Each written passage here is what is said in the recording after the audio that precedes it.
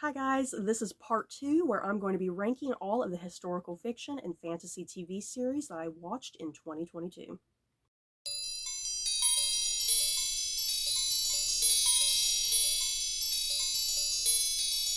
So, welcome back, you guys, to part 2 of me ranking all of the historical fiction and fantasy shows that I watched in 2022.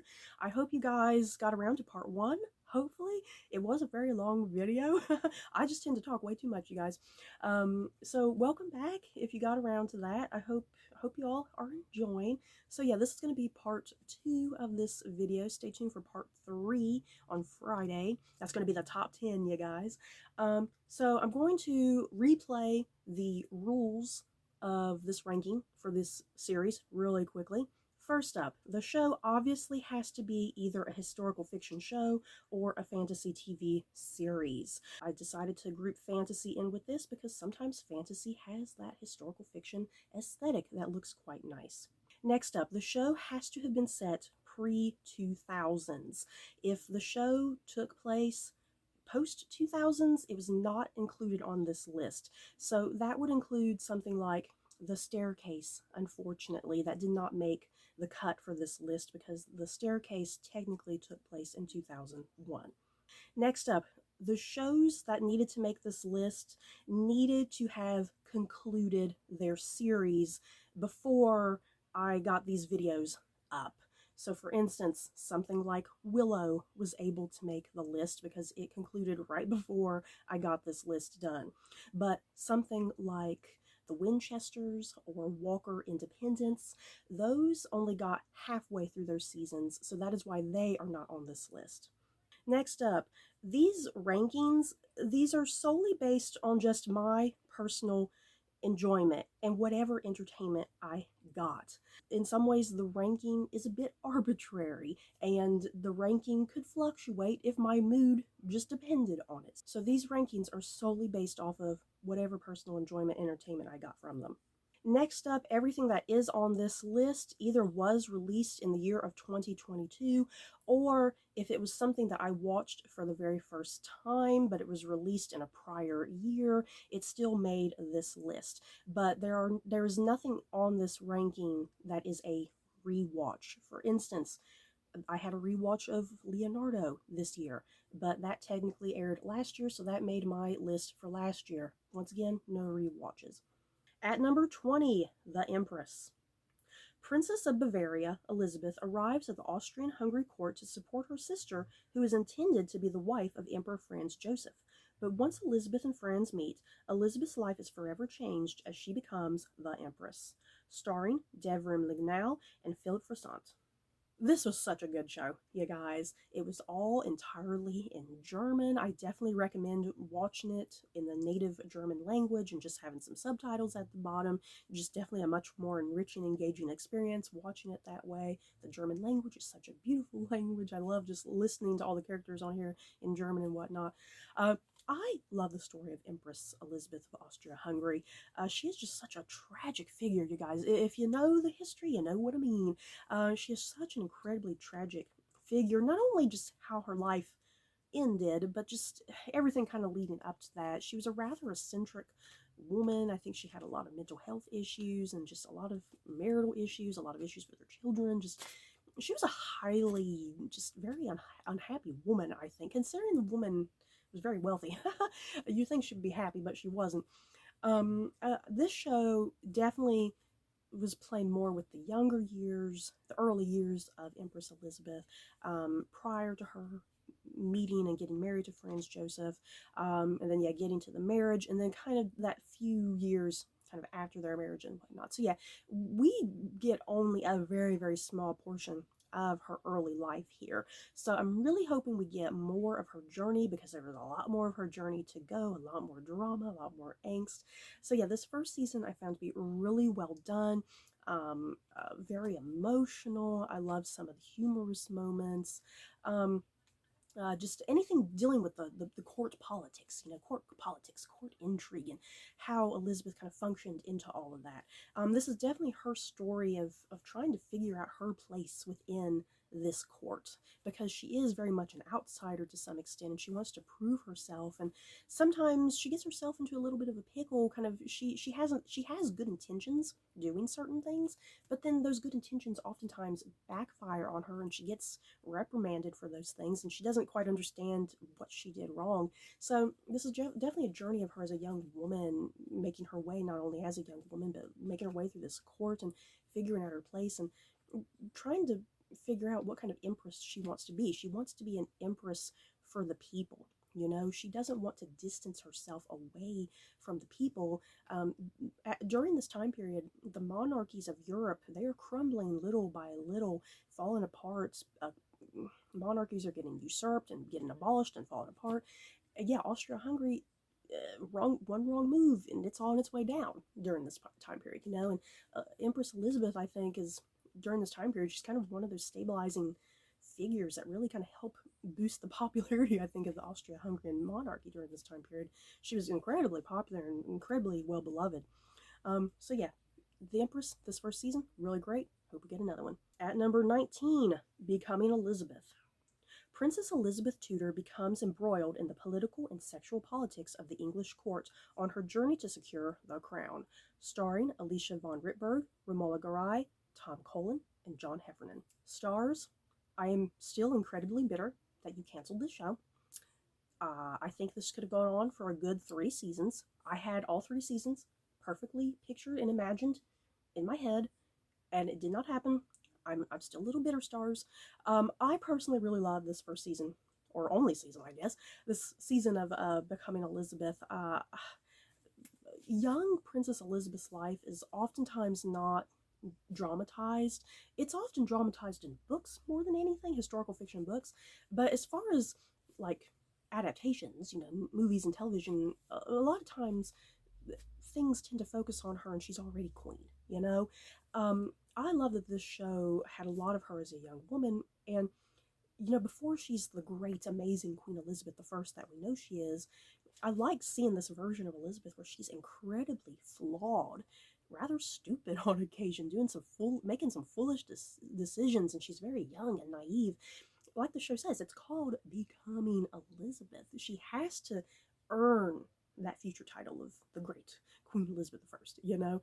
So I like seeing this young, kind of nuanced portrayal of her.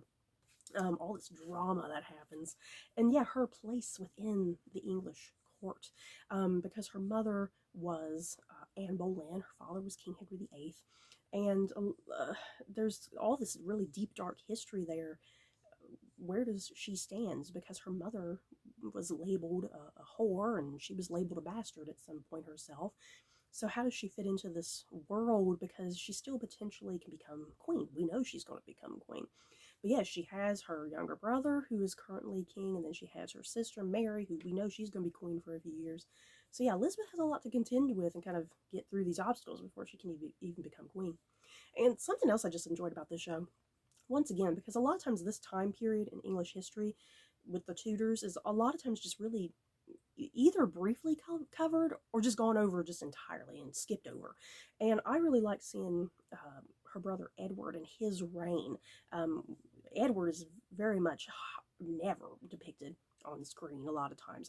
So I really enjoyed seeing him as king, because we know he's only going to be king briefly. And yeah, I just love the sibling dynamics in this show between Edward and the future Queen Mary and the future Queen Elizabeth. I absolutely loved the sibling rivalry and drama and angst there between all the siblings. And yeah, once again, scenes involving court intrigue and court politics. Yes, give it to me. I love just a bunch of people sitting around the table arguing and bitching with each other. And yeah, one of the big things that was rather scandalous about this show is definitely its portrayal of Elizabeth and the character of Edward Seymour, their relationship with each other. Yeah, guys. Woohoo. Historically, there's kind of like there's the historians that believe for a fact some of the stuff that happened between Seymour and Elizabeth really did happen. And then there's kind of the other historians that think some of the stuff didn't really happen, you know. So there's kind of this split between historians about what really happened between Seymour and Elizabeth and whatnot. And yeah, this show definitely takes the approach they had a sexual relationship with each other, you guys. They had a sexual relationship, and that's where a lot of the naivety comes from on Elizabeth's part, and her really having to grow up and mature and, you know, learn from this relationship and whatnot. So yeah, I highly enjoyed this season. Stars, like I said, I'm really bitter that you canceled it, because I think there was potential for a great season 2, because I wanted to get to Lady Jane Grey, you guys. At number 18, Life After Life. Ursula Todd dies one night in 1910 before she can draw her first breath. On that same night in 1910, Ursula is born again, but this time survives. So is the story of Ursula as she experiences life and death over and over again. Starring Thomasin McKenzie.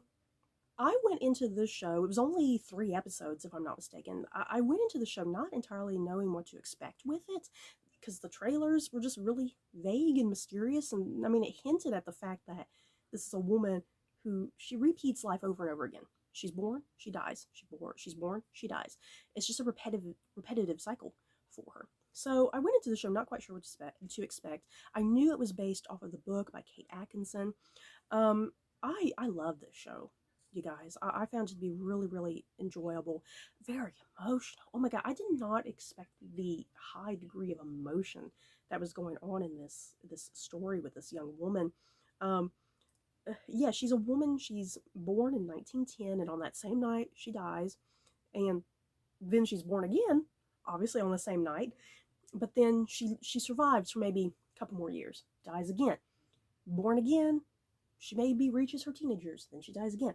So she starts to realize that she's being reborn over and over again, and she's trying her best to, like, try to outmaneuver life in some ways. You know, how can I avoid this particular death? But sometimes in avoiding a particular death, she sometimes kind of just makes another death happen, or she ends up getting someone else killed, and so then she feels guilty about that.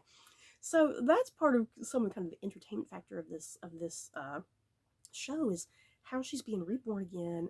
How does she die every single time? You know, you get the idea that she dies hundreds and hundreds of times, and yeah, how does she kind of learn from mistakes? How does she progress through life and whatnot?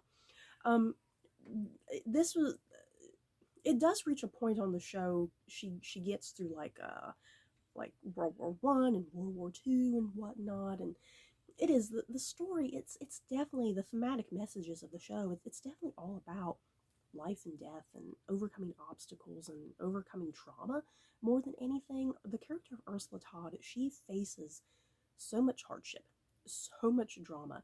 There's a chunk in her life at some point she gets raped, which was pretty horrible.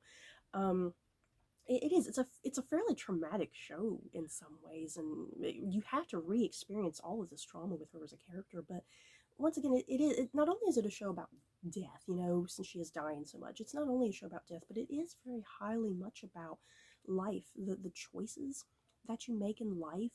Sometimes your choices are not going to be perfect. You're going to make terrible decisions, and the thing is, Ursula is being granted this miraculous thing somehow, that she can be reborn over and over again. We as humans, we don't get that. You know, we live once and that's it. We're not reborn, you know. So she has this privilege that she gets to redo things over and over again. But she's still learning, you know. That's, like I said, that's the whole thematic message of this whole show, is just the nature of life and your choices and your decisions, you know, whether for good or bad, and you have to learn and cope from that. So I really thoroughly enjoyed Life After Life. I don't think too many people have even seen this show, but if you get around to ever having the opportunity to watch it, I highly recommend it. At number 17, The Gilded Age. A wide-eyed young scion of a conservative family embarks on a mission to infiltrate the wealthy neighboring clan dominated by ruthless railroad tycoon George Russell, his rakish son Larry, and his ambitious wife Bertha. Starring Louisa Jacobson, Christine Baranski, Cynthia Nixon, and Carrie Coon. Whew, The Gilded Age, you guys. All that rich people drama, give it to me. I love that sort of thing. This was done by the same guy who did the very wildly popular Downton Abbey. So yeah, The Gilded Age is like the equivalent of Downton Abbey, if you will, but set in America during the Gilded Age of America. Whereas Downton Abbey took place during like the early to mid 1900s and whatnot. During like World War One, and we're kind of quickly approaching World War Two. You guys, I don't know if we're gonna get there with Downton Abbey, but we shall see. The Gilded Age, like I said, all that good, juicy, rich people drama, the gossip during this time period. Yeah, the whole show is primarily focused on the very wealthy class during this time period. Some of the big names like the Astors or the Vanderbilts, people like that, people like J.P. Morgan and whatnot. Yeah, when you're watching the show, they're just throwing out names left and right, names that you're probably going to recognize, especially like the last names. Um, I really enjoyed this first season of The Gilded Age. It just really quaint, kind of simplistic in its own way, nothing too wild and crazy about it. I mean, if you loved Downton Abbey, you're pretty much getting that same thing with this show. You're getting like the class drama. You have the wealthy and you have the poorer classes, the servants and whatnot, and people not wanting to be stuck as a servant. People don't want to be stuck as a servant their whole life. They want to eventually rise and change and grow. So yeah, the bulk of the show is kind of all about that. The class differences, how people are kind of within those classes, are kind of stuck during this time period, and even within the wealthy class, the big thing about this show, what it's exploring, is definitely kind of the nuances between old money versus new money. So yeah, there's one big family, played kind of led by like Carrie Coon's character there, new money, and then you have like on the other end you have like Christine Baranski's family that are like old money. So the show's definitely playing with that whole thing, the drama between old and new money. Because the old money don't like the people with the new money.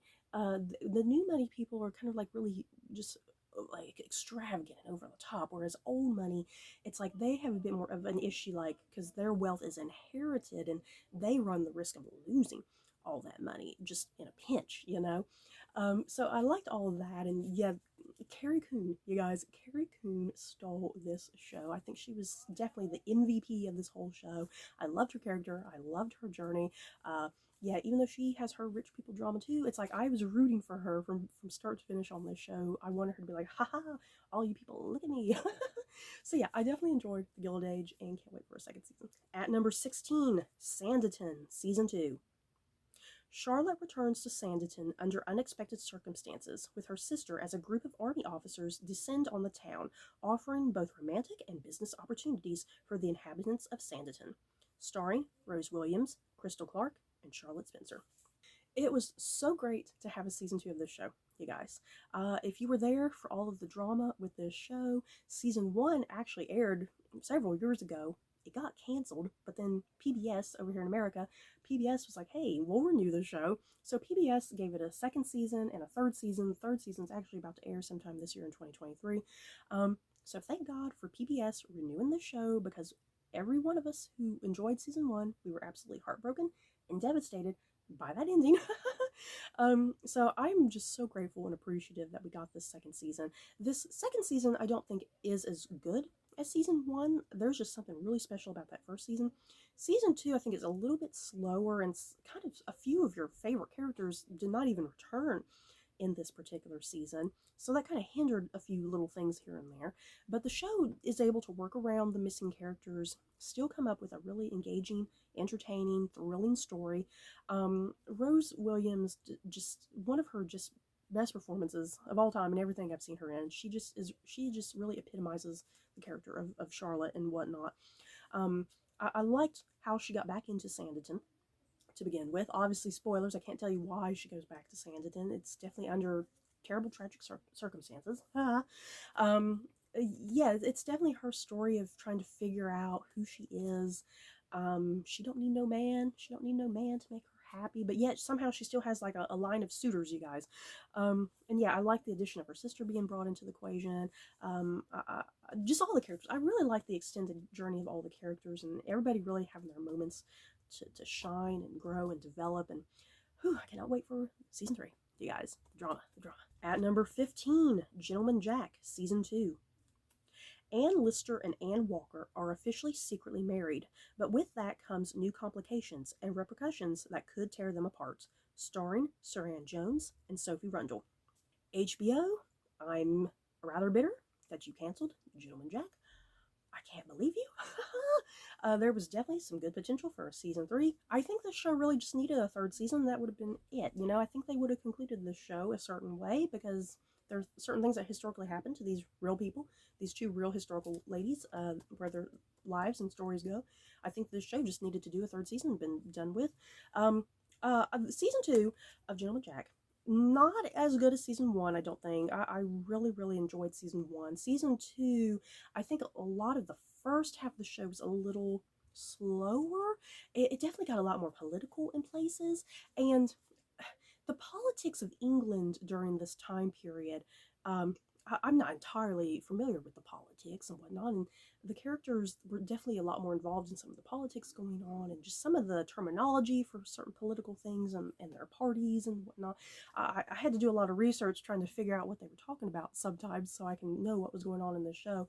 So yeah, sometimes all the political stuff, which was kind of the secondary plot going on in the background, a lot of that I got a little overwhelmed and confused with.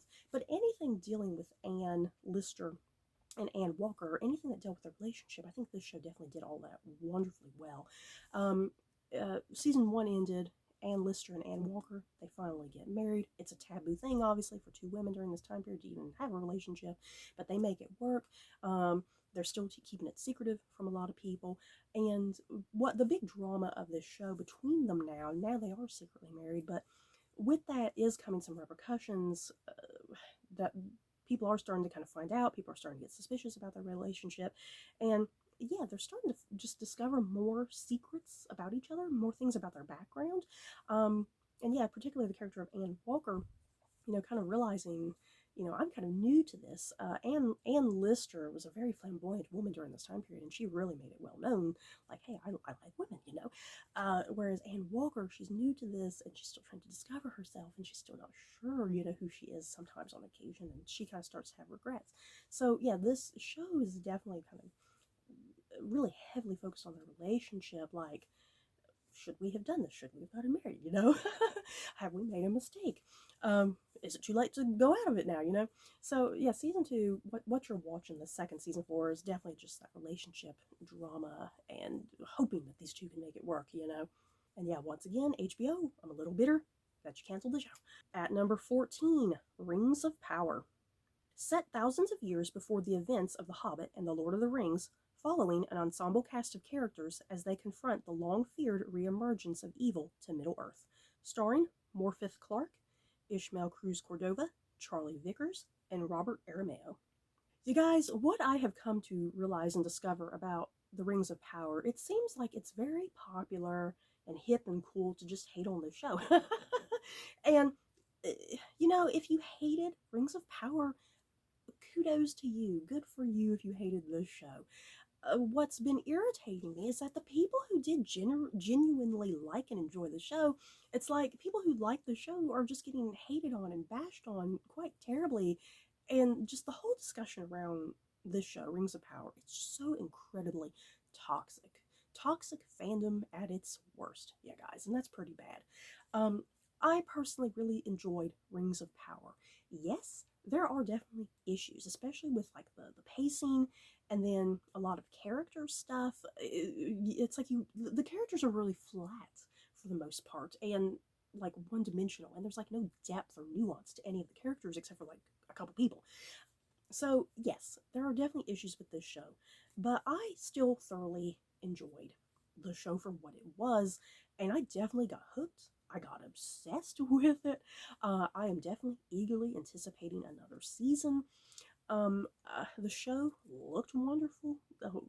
We all know how much money Amazon spent on this show. They spent like billions of freaking dollars, you guys. It's ridiculous how much they spent on this show, but it looks good.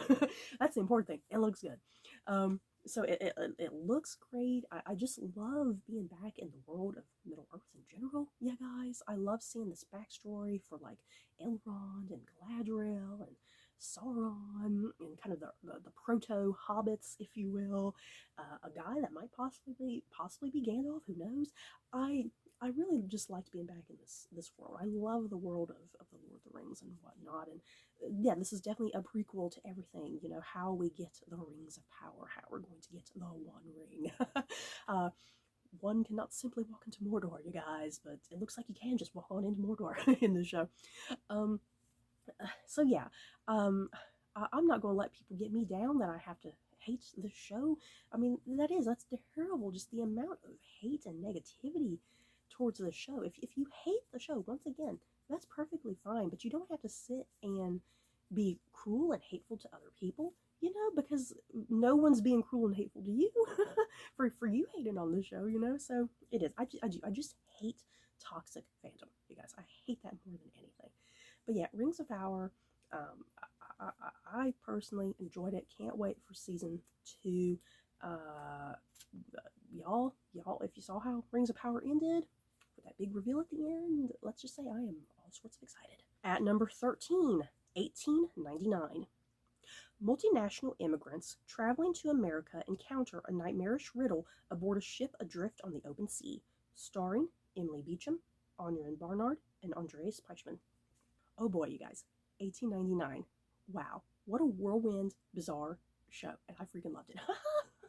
This show had so many great things going for it. It was ridiculous. First off, I love the fact that this was a multilingual, multinational cast. Everybody is speaking their own native languages and whatnot. I love that the whole thing took place on a ship at sea. There's crazy shit happening, weird riddles, mysterious things, dramatic craziness. It's great. I love drama at sea. So there's just a lot about the show that was working for me. I love the mystery and suspense of it. This was just one of the most beautiful shows, I think. The show was using the new technology called the Volume. The Volume is like a big, huge screen that's like thousands of computer monitors and whatnot, and it really enables actors to work against this backdrop that's not a green screen, and it just has a look to it that really helps enhance the environment, and it really makes it look like the actors are in this environment. It really makes you, the viewer, really think like you are in this environment. I really thought these people were on a damn ship. You guys, come to find out, they're not on a ship at all. They're behind. There's a big old screen behind them, and it makes it look like they're on the ocean and on a ship. You know. So yeah, I love the show. The one downside of this show, it's definitely the final seconds of this show. That's where the ranking of the show, why I have it kind of ranked where it is. It's really all kind of due to the last kind of couple seconds, because this show could have definitely easily been in my top 10 of the year. But yeah, the last couple seconds of the show, there is a big, massive twist, because this is done by the creators of Dark, which was also a Netflix show. And I've not seen Dark, but what I know of Dark is that it was definitely a show that played with the genre that it was in and kind of had a lot of twists and turns. 1899 definitely is doing the same thing. It is definitely a genre bending show, and there's definitely some interesting twists and turns that start happening, and certain reveals that you get in the last couple seconds of this show that really kind of reframed and reconstructed how I was kind of thinking and enjoying this show, unfortunately. And I'm still a little, I still have some debates within myself how I truly feel about this show. So until I get a second season, I'm going to have to kind of think about it more, you know? But for the most part, 1899 was absolutely incredible. Just really atmospheric and dark, bizarre, creepy. Just so wonderfully done. An amazing ensemble cast where I think you really got to understand all these people and know them. There's not like really like a star of the show, you know, maybe Emily Beecham. I think Emily Beecham is definitely kind of the big star of the show, but it's definitely much more of a really tightly focused ensemble cast, and everyone really gets their moments to shine and do things. At number 12, The Crown, Season 5. Follows the monarchy into the 1990s as the family faces scandal, divorce, and the continuing struggle to remain modern and relevant. Starring Imelda Staunton, Elizabeth Debicki, Dominic West, and Jonathan Pryce. The Princess Diana season, you guys. That's how everyone kind of just has been talking about this show, the Princess Diana season. Which I don't know if that's a good thing or a bad thing. I mean, there's other things that happened to the monarchy, the British monarchy, in the 1990s other than Princess Diana. But yeah, this particular season, it's definitely all about the scandal and drama between Prince Charles and Princess Diana. And on top of that, you got the Windsor Fire of 1992. You got other divorces happening. There's so much going on. The 90s for the monarchy was definitely pretty tumultuous. And we don't even get to the death of Princess Diana in this season. I think we're getting to that early in the final season and whatnot. This 5th season of The Crown, I did really enjoy it. It's definitely not like my favorite season of the show. I said this in my review of the show. There's still something really special about season 1 and 2 with Matt Smith and Claire Foy that I love those first 2 seasons. And yeah, season 5, it's definitely really highly just dramatic and angsty. I mean, it's the 90s. It was an angsty, dramatic time, especially for the monarchy. Yeah, this show just still continues to be stunning, though, especially with costuming and hair and makeup and locations. I still just continue to love this show and how it's kind of tackling the family and whatnot, because they're a very divisive family. You know, there's the people that love the family, the people that hate the family. You know, Harry and Meghan are not making things better. So yeah, this 5th season, I still highly enjoyed it. I'm looking forward to the final season. I'm sad about it. I'm sad to see it end with the final season next year, whenever that comes out. But we shall see. But yeah, this season definitely it had its ups and downs, you know, but for the most part, I think it worked, and it was still a fantastic season of television for The Crown. And at number 11, Outlander, Season 6. Claire and Jamie continue the fight to protect those they love as the threat of the Revolutionary War looms over Fraser's Ridge, starring Katrina Balfe and Sam Heughan. Finally, this show gets to the American Revolutionary War. We've been talking about it for seasons now on this show. It's finally here. Because if you watch the show, Claire is actually a time-traveling nurse from like post-World War II England and whatnot. And she goes through some standing stones and gets sucked into like the 1700s and whatnot. And it's her love story with sexy redheaded Scotsman Jamie Fraser. So yeah, this season, we're finally in the American Revolutionary War. It's intense, it's dramatic, it's crazy. What to say? It's hard to talk about this show because there's always the fear of like getting into spoilers and whatnot, you know, because we're deep into it. We're deep into the show and whatnot. It's not like The Crown, where The Crown is based off of like real historical events, you know. This show has definitely real historical events and people, but it's your main characters are still fictional, you know, so it's kind of hard to talk about the show. This show, the big thing going into this show, we get introduced to the Christie family on Fraser's Ridge. The Christies, they're a wild bunch of characters. You're primarily kind of watching the show through their eyes at times, and Claire and Jamie's interactions with them, the ups and downs with that family. There's some pretty devastating consequences that happen, twists and turns. It gets crazy with the Christie family, you guys. That's definitely the big appeal of this season for me, and even in the book. The big plot points in the book that I enjoyed were definitely around the Christie family and whatnot. So yeah, this season, great overall. I think there have been other better seasons of the show, but still a great season in general. I think the show always knows how to adapt these books. These books are massive and huge, and I think the show always is able to find what it needs to focus on, pinpoint the specifics, you know, and kind of focus in and narrow down what it needs to focus on. Because yeah, the books, Diana Gabaldon, you know, those books are freaking huge and massive, and sometimes they can feel a little plodding and meandering, a bit of a nuisance on occasion trying to get through them. So yeah, the show, I like that it's able to condense precisely down what it needs to focus on, and I think this season did a great job of doing that. So you guys, that's it for part 2 of this video. Stay tuned on Friday for part 3, and let me know in the comments any TV shows in this particular list that you either loved or hated, or maybe you would rank differently how I have it. Just let me know. So that's it for this video. Don't forget to like, comment, and subscribe. And if you like this video, you may like these other videos. Bye, guys.